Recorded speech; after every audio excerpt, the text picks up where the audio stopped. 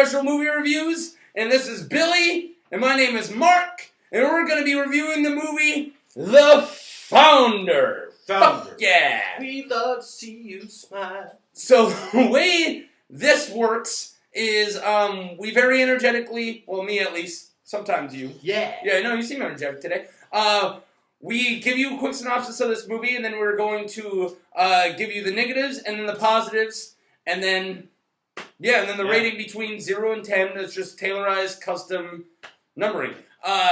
So a new thing we're doing, if you've watched us before, which I doubt it, we usually do positives and then negatives, and now we're just recently trying something out that if we think it's going to be an overall positive, I'm not saying a 10 out of 10, but an overall positive, we should end with the positives and end on the high note. And if it's going to be overall negative, we'll end on the negatives and on the low note. Yeah. Because I'm really tired of I really like this movie. This is a bunch of stuff I disliked. But I still like the movie here. So. Yeah. Okay, Billy, what's this movie about? It's about the story of McDonald's. Yep. Oh, there's more. Yep. It's the story of how the founder of McDonald's, Ray Kroc, acquired, acquired the McDonald's it's in the name. trailers. Yeah, I know it is, but I'm not saying how he acquired it. Yeah. From the brothers Dick and Mac McDonald. Donald and MacDonald. Sorry. Dick McDonald. Is it No, it's Mac? Dick. No, it's Dick McDonald. What the fuck? But I really like Dick Donald. Yeah, Like instead of McDonald. But it's the story of how Ray Kroc, the founder of McDonald's, acquired the business from two brothers in San Bernardino, California, and how he built it into the franchise we know and eat at and have worked for today. Yeah, both of us have actually worked at McDonald's. It was my first job. I worked at the one in the mall in Fargo, North Dakota. And I worked at the one on 19th Avenue next to the high school in North Fargo, North Dakota. There you go. So, actually still one of the hardest jobs I've ever had. Really? And I work in a factory now. I don't remember much of working there. I was too young to actually handle a lot of things. Yeah. I steamed and grilled toasted buns. I worked the front counter. Once had a assistant manager tell me that if I did my job well, chicks would dig me. Nice! Still waiting on those calls. I've had several jobs that I've excelled at and still have not gotten any calls. No chicks have dug us, but at least you had motivation to work hard. Yeah, I suppose. Okay, so let's start with negatives with this movie. God, talk about starting on a bad note. The writing, I didn't really like a lot of it, and I'll say why. A lot of it was wooden for a lot of characters. Not a lot of people seemed like they had personality as much as they were just saying the words. I felt like, how do I put this? If I wanted to tell you, sit down and shut up, that's probably how Mark would say, sit down and shut up. But it was honestly like everyone said, please be quiet now. Everyone had the same voice when it came to script. Some of the actors were really good, so that kind of, a good actor can take a crap script and still do good with it, which a lot of actors did. Sure. But I do feel like a lot of the dialogue was just so wooden as fuck. Yeah. And that the writer didn't put, anyone's voice into it. So, that's my first negative. Yeah. Mine's a lot in the same vein, and it's my biggest negative. How do you take a great story and turn it into a mediocre movie? Yeah. No. The story, I could see it, and there were moments of the story that were so good because the story is good. Yeah, no, this is a very fascinating story. Yes. The way that this has been described, and it's right, is this is the social network for McDonald's. Yeah. And which is literally what they did. They took the screenplay for Social Network, and they changed it to McDonald's. Yeah, but you don't have the director of, you don't have Finch, right? Or Fincher. Yeah, but yeah. Now back on exactly what you were just saying is the directing style was super weird and not in a fast paced. Whoa, the first half seemed like a documentary. Yeah. And that's odd. Yeah, and that was really bizarre and not a good choice because they had this weird clippy video footage of real life video footage, or at least it seemed like it was. It wasn't. It was manufactured.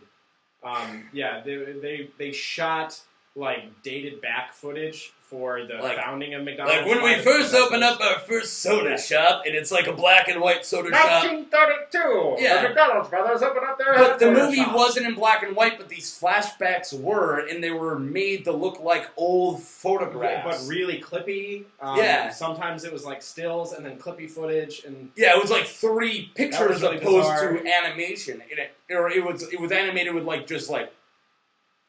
yeah. And it was, yeah. And I don't know if it was really a bad, like, it was a bold choice. Right. And they didn't quite pull it off. And I feel like because a lot of it was really slow paced, too. Yeah. And that's going to come up I have like 3 big negatives. And my second one is a lot of this movie was nothing. There's like 5 minutes of somebody driving across town. Like, that's what a lot of it, like, when he's like, I'm going to drive to LA or to California.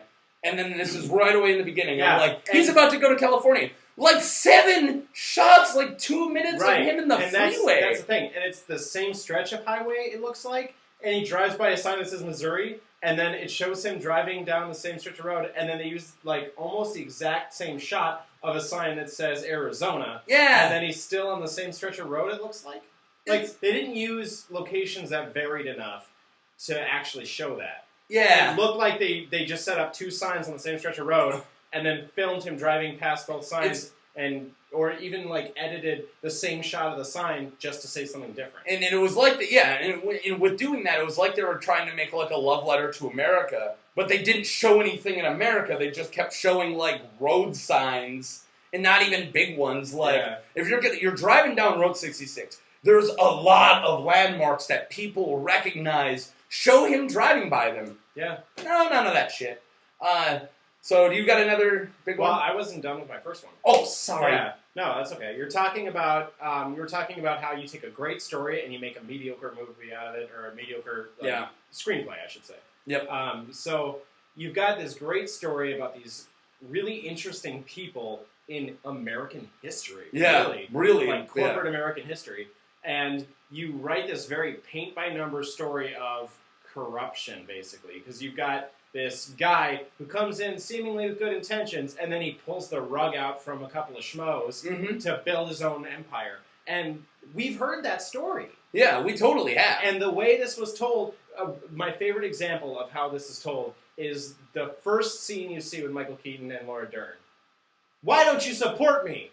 I do support you, but I just don't want you risking our livelihood on this wild business venture. I put the roof over our heads. Our heads? You're never here. Yeah. Like, oh, we have seen this before. Yeah, so well, many times. We don't need to see it again. In a lot of those conversations seem so like Lifetime movie, poorly everything, but you got Michael Keaton and Laura Dern in these. And nobody talks like that. Yeah.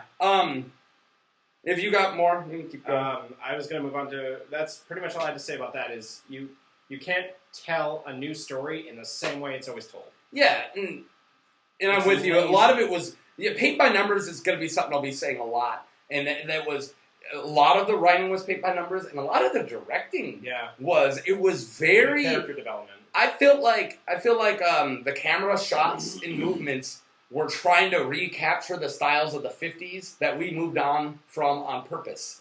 Like, a lot of, like, over, up, like, car just driving in, super boring, like, I don't need to see him driving, and then, like, fixed camera over here, barely moving. You don't need to be artsy-fartsy all the time, but at least do something out of the box. At least try to, if this is an art form, don't just, all right, we'll put the camera here, they'll talk over here, we'll move when the guy moves, and we'll keep everything out of focus until we got to focus on this. All right, man, try something a little bit. It was very, and then on that same vein, there was a lot of like, and excuse me, this is going to get uncomfortable for a second, there's a lot of talking like this, like right up, like why is the icon right? They're right here, and they slightly move. And I remember the first scene starts on Michael Keaton's face that close. And I apologize for that. That close. And it started to pan out. I'm like, wait, it's going to pan out, and we're going to see where he is? We're going to see who he's talking to? And this is going to be a really cool reveal for his character. No, it just slightly panned, barely, just so we could see the rest of his chin, and then that was it. That was the whole scene. And then it cut to the other guy. And it cut, yeah, and that was it. Like, they had a good, right away I was like, ooh, this is going to be a well-shot film. And then about 2 seconds later, I was like, this isn't going to be a well-shot film. My next big negative is in character development. It's part of the directing and part of the writing, but characters make 180 turns in this movie for seemingly no reason. Oh my god.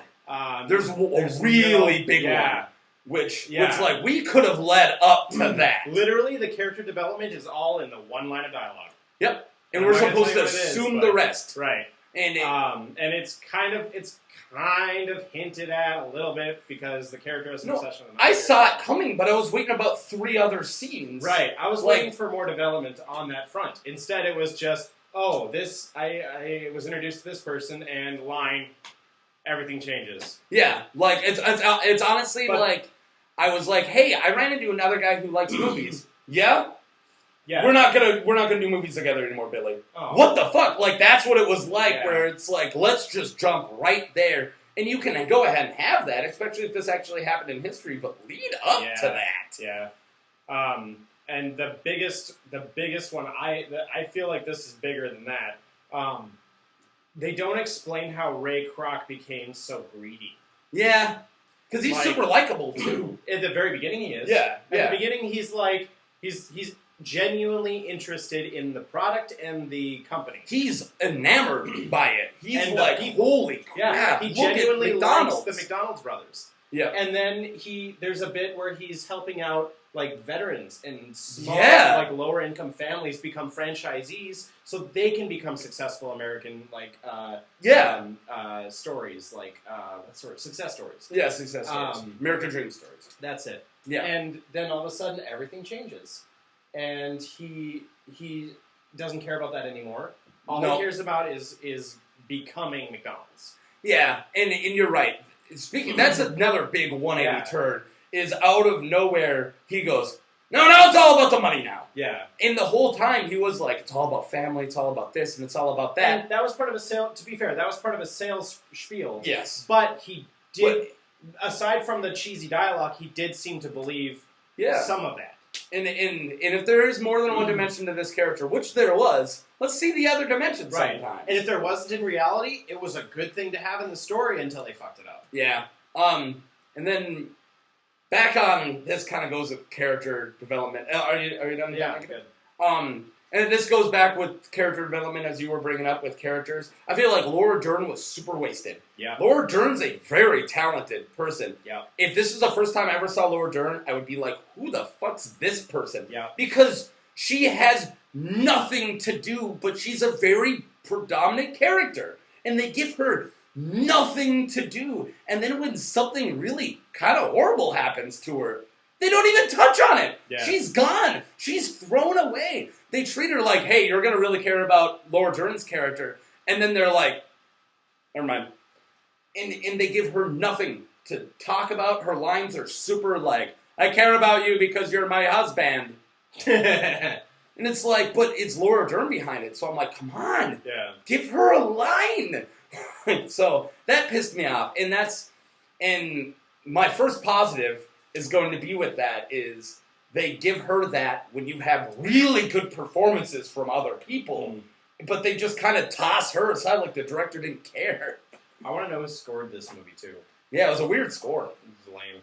Yeah. It was very forgettable. But very predominant, but it never did anything. It reminded me of an early 90s family movie. Yeah. Yeah. Not Home Alone with John Williams. No. Not talking about that. I'm talking like Beethoven. Yeah. Which had like a really cheesy, bouncy score. Yeah. Yeah.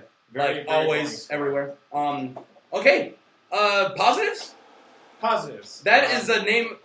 Give me 1 second and we'll jump into the positives. So with our positives, that was a nice little edit.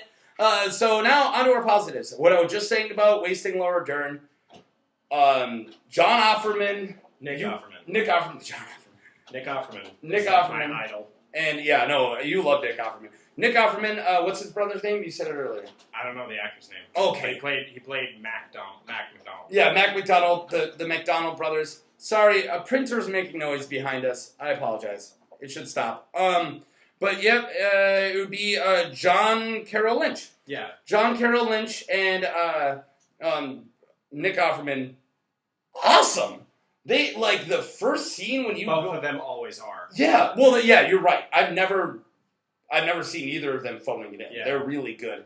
And Carroll Lynch is one of those character actors where I'm always delighted. Like, he's never gonna sell a movie. Right. No one really cares. Remember him in Walking Dead? Yeah. Yeah. Yeah, he was good. Remember him in American Horror Story Freak Show? No, I didn't watch that. But he was so good as Twisty the Clown. He has like one scene in Gran Torino where he's like runs yeah. and then he whips the gun out at the Asian guy. Yeah. Like, yeah, that's awesome. Yeah. He does those little niche parts. He was also Norm in Fargo. Yeah, Fargo. Norm. I'll make you some eggs. Prowler needs to jump. Norm. I love Norm. And he's like, yeah. So anyways, he gives it all, and he usually subtly nails characters. And he nailed this one. Offerman nailed it.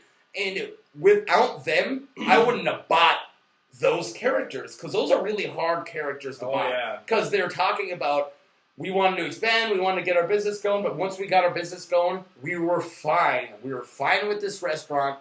And they had to be sold on getting money. And those are people in real life. Right. And it's really hard to sell that character. And they nailed it. The thing that's cool about those people, and I'm sure it's how they were in real life, I can't say for sure, but yeah. It's not that they're simple country bumpkins either. No, they were smart. They know that there's more important things in life than money. Yeah, and they were comfortable. Yeah. And they were fine. And yeah, Offerman, I think, takes it a little... The other guy did good, but I think Offerman just sells it. There's a couple scenes where he's going back and forth and with Keaton, which we'll get to, and I would just... Those scenes I got really... Like, I would get bored with some stuff, and I'm kind of checked out, and as soon as those guys were talking on the phone together, I was like, I'm awake now. Holy crap. That being said, you cannot do 100% of your conflict development. Yeah. On the phone. That's literally all of it. Yeah. I mean, I don't care if all their conversations did happen on the telephone. I'm sure they had more important conversations amongst themselves off the phone. Yeah. Instead, it was always, oh, we got a problem. Hey, cheer up, buddy. It's okay. And then on the other end, he's like, fuck it, I'm going to do what I want anyway. Yeah. Like, that's literally all we got as far as conflict development. But, and then back to the positive, we getting that much storyline-wise, and we still got interested in those scenes because of the performances. Yeah. Because Offerman sold, they could sell telephone conversations where they're not even in the same scene, and I'm more interested in that than most of the other scenes. Yeah. Yeah. So, that's my performance. I like the set dressings. Yeah, the period piece was good. Yeah. I bought that it was the 50s. Yeah. The scene where they describe how the McDonald's Speedy system was developed. I worked at McDonald's and I didn't know about the Speedy system, the way that it was developed, because that was so cool. I was really interested in that scene. I was back on. Yeah. Definitely. You got another one? We talked about performances. We talked about. We didn't talk about Keaton. We didn't talk about Lindsay from Freaks and Geeks either, Vermicelli or whatever. Yeah. I mean, I mean, she was fine. I liked her a lot. But she was. I think that they wasted her too, but she found a way to shine. I feel like they didn't want to write anything for the girls. Yeah. But Keaton is as good as Keaton has ever been, and I almost think that he was too good for this role because I liked him all the time, and I bought into his slimy stuff when he was trying to convince the other guys, and I'm like, I'm in too. Yeah. Wait, he's slimy? Like he was really good at selling. He could have sold I'm going to quote Tommy Boy. That character could sell a ketchup popsicle to a woman in white gloves. And he could have, and I would have bought that ketchup popsicle. And then as soon as he's like, nope, really? I still own the stick to that popsicle. I would be like, oh, because he did that. Oh, and that was going to be another negative that I didn't want to bring up for time, but I'm going to bring it up now because you brought it up. The legalese. Positives now. Yeah, you were talking about, I don't care. You were talking about owning the popsicle stick. They gloss over the legalese in this movie too much. And they're important, too. Right, because I still don't understand exactly what happened. Literally, the conversation was like this. Make it go away. It's going to be expensive. I don't care. I'll pay whatever it takes. Legal mumbo jumbo. Legal mumbo jumbo. Done. Yeah. And that was a really big plot point. Habeas corpus. Mens rea. Approved. Yeah, that's pretty much it. Yeah. May as well been speaking of that. But back to positives. Set dressing we talked about. We talked about the actors, specific actors. Act 1. Yeah. Moves like a freight train. Yeah, in a good way. In a good way. Act 1, just boom, here we are, boom, here we are, boom, here we are, boom, boom, boom. Here are the McDonald's brothers. Here's the McDonald's brothers story. Bam, bam, bam. Yeah. And then later we do fall into those really big drawls I was talking about. And Act 2 was pretty painful. 3 picked up again. Yeah. But Act 1 was just go on for a ride. Yeah. It moved. I loved it. And I was excited in a movie to see a corporate boss giving a shit about the bottom line. yeah. Like, even when he was getting wealthier, you'd still see Michael Keaton's character, Ray Kroc, sweeping the fucking parking lot. Yeah. Even when he was successful and didn't need to, he literally could have ordered somebody else to do it and threatened them that they'd get fired if they didn't do a good job. No. Still did it himself. Yeah, and that's awesome. And he didn't even own those ones. Yeah, He was just there franchising. He was just there to observe the standards because he knows that's what is important about the business. And that is what made McDonald's what it is, because they did have those standards. Because as soon as they stopped being McDonald's, it'd been another diner, and they would have fallen away. And yeah, he always stuck with that. Yeah, it's good. Yeah. Safe to say, Keaton, it was a really good performance. I'm not going to say it's his best, but it was a really good performance. And without some of those, this movie would be a negative for me, honestly. Because a lot of it was... There's a difference between slow and boring, and a lot of it was boring. But the performances really kept it. I think I'm ready. All right, let's do this. Ready, go first.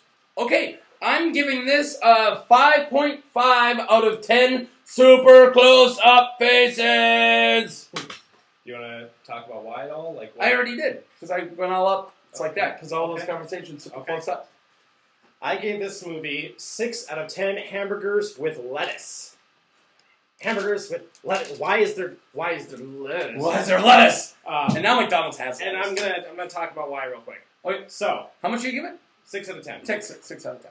I wanted to give this movie a lower rating because it is, as a package, a very mediocre film. It is. You take a really, really enticing story, a great story, and you make a mediocre film about it. It wasn't a waste of money. No, it wasn't. No. And the reason I'm still giving it above a 5 instead of the 3 I wanted to give it, because as a package, I think the movie should have deserved a 3. But it has enough redeeming qualities in the performance, especially in the story, and in the commitment to the period. Yeah. Those 3 factors alone make this movie rewatchable. I will be rewatching this movie. Yeah, in the documentary thing, what we were saying earlier, that actually did work a lot with it, is we never got lost, except for a little legal thing that one time, but I never really got lost in, if you wanted to know the story of McDonald's, this will tell you it and you'll get it. Right. And that's good. I mean, that's awesome. That's what we paid for. If they hadn't followed a formula to make this movie, it would have gotten at least an 8 out of 10 for me. Yeah. If it wasn't so paint by numbers. It wasn't so formulaic. Yeah, because a lot of those, even the actors that gave amazing performances could have gave better ones if they had a better script to work with. The main conflicts in this movie, between any character in this movie that has a conflict, it's tried and done. You could have presented it in a better way. You didn't need to have the same exact conversations from the other movies. Yeah. Okay, that was a long review. Yeah. No one probably watched this, but go check out The Founders. The Founder. The majority of the people in there, it just came out. There was a pretty empty theater, but we were the only one under the age of 60. But also, it might have just been because it's a matinee, and that's when... Oh, and shout out to the dick who yelled at us at the movie theater before the movie even started. It was before the movie started. Hey, it wasn't even... you guys want to talk that loud? You should go in the hallway. Oh, my hip. Yeah, no, honestly, the trailers weren't even on yet. No, it was the ads. It was the ads, and we were not that loud. No, we were just talking, and he'd go to the lobby if you want to talk. I was like, dude, if you can't handle being in public, then stay at home. Yeah. Like, this is what being in public is other people share that fucking space with you. Yeah. It was... And we were polite after we did get quiet. Yeah, even though I told them we literally stopped talking for a good 3 minutes. Mostly because I was thinking about punching that bastard. But I mean, we listened. But the thing is, don't go out in public if you can't handle being around people. Yeah, and no, trust me, we were talking during the trailer or during the movie. Right. Kill those people. Right. Hang those people. I wanted to let everybody in the theater know, be quiet starting right now, or that guy's going to punch you. The new people coming in, I should be like, hey, you can't talk. Sorry, he won't let you. Don't talk.